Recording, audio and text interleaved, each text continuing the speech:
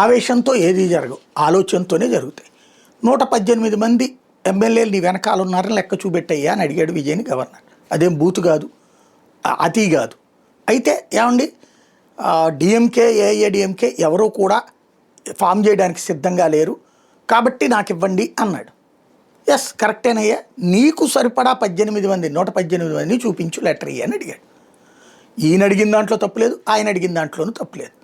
ఫ్లోర్లో నిరూపించుకుంటాం అన్నటువంటి పాయింట్కి ముందు ఫ్లోర్లో నిరూపించుకున్నాడు, నీ మద్దతు ఏది అని అడిగాడు. అదే ఇష్యూ. కాంగ్రెస్ మద్దతు ఇచ్చింది, ఇంకా 6 కావాలి.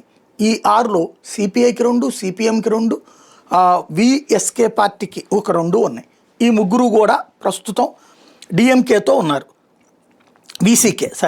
విసికే పార్టీ, ఈ ముగ్గురు కూడా డిఎంకే కూటమిలో ఉన్నారు.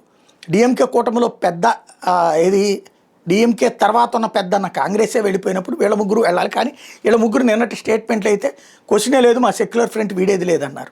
ఇప్పుడు స్టాలిన్ దగ్గరికి వెళ్ళి కూర్చున్నారు, వాళ్ళు అడుగుతున్నారు, వాళ్ళకి కావాలంటున్నారు అని చెప్పేసి స్టాలిన్ చక్కగా తీసుకోండి ఆ నిర్ణయం, నాకేం అభ్యంతరం లేదు అని చెప్పాడు. అదే సందర్భంలో ఇప్పటిదాకా వచ్చిన సమస్య నేను ముందే ప్రస్తావించా. విజయ్ నేను ఒక చరిష్మాటిక్ లీడర్ని కాబట్టి, అంటే సినీ ఫీల్డ్ నుంచి వచ్చినోడు కాబట్టి నా వెనకాల పరిగెత్తుకుంటూ ఆ చిన్న పార్టీలు వస్తాయనుకున్నాడు. రాలా. కాంగ్రెస్ను కూడా విజయ్ అధిష్టానానికి ఫోన్ చేస్తే, అధిష్టానం రాష్ట్ర నాయకత్వానికి ఫోన్ చేస్తే అప్పుడు కదిలింది బండి. అవసరం విజయ్కి. ఇప్పుడు వాడుకునే ప్రయత్నం చేస్తారు, విజయ్ని ఒత్తిడి చేసి తాము దాంట్లోంచి ప్రయోజనం పొందడానికి ప్రయత్నిస్తారు. ఇప్పుడు కాంగ్రెస్ పార్టీకి 2 మంత్రి పదవులోకే చేసింది.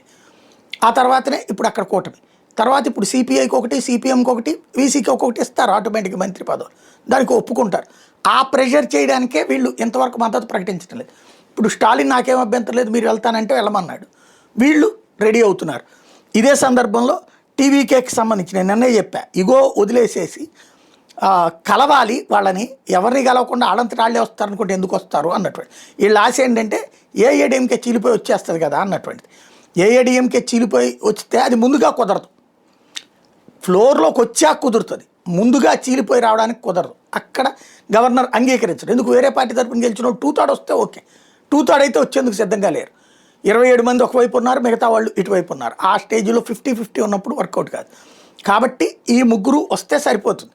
ఈ ముగ్గురు తెలివిగా ఏం చేస్తున్నారు, ఇప్పుడు వీళ్ళతో ఇప్పుడు టీవీకే తరపున ఎమ్మెల్యే నిర్మల్ కుమార్ని పంపించాడు విజయ్, తద్వారా ఒక బాధ్యతాయుతమైనటువంటి పాత్ర పోషించాడు.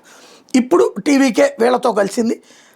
వామపక్ష నేత వీరపాండ్యంతో భేటీ అయ్యారు టీవీకే నేత. అట్లాగే వీసీకే పార్టీ వీళ్ళతో కూడా అయ్యాక వామపక్షాలు రేపు మేము ఎగ్జిక్యూటివ్ మీటింగ్ పెట్టుకుని నిర్ణయం ప్రకటిస్తాం, కాంగ్రెస్కి మళ్ళీ అడ్డదిడ్డంగా కాకుండా మేము కూర్చుని మాట్లాడుకుని పరిష్కరిస్తామని చెప్పారు. దెన్ అయిపోయింది. ఇంకో పక్కన పళనిస్వామి ఏదో గవర్నర్ అపాయింట్మెంట్ కోరారు అంటున్నారు. ఆయన చేసేది ఏమీ లేదు, గవర్నర్తో కలుసుకునేసి ఆయన ఏం ప్రభుత్వాన్ని ఫామ్ చేయలేడు కదా. ఓవరాల్గా అయితే విజయ్కే పరిపాలన అందుతుంది. ఈ 6 సంతకం పెట్టేస్తే ఆ ఫైల్ మీద 112 ఆల్రెడీ అయిపోయింది, 118 అయిపోతుంది.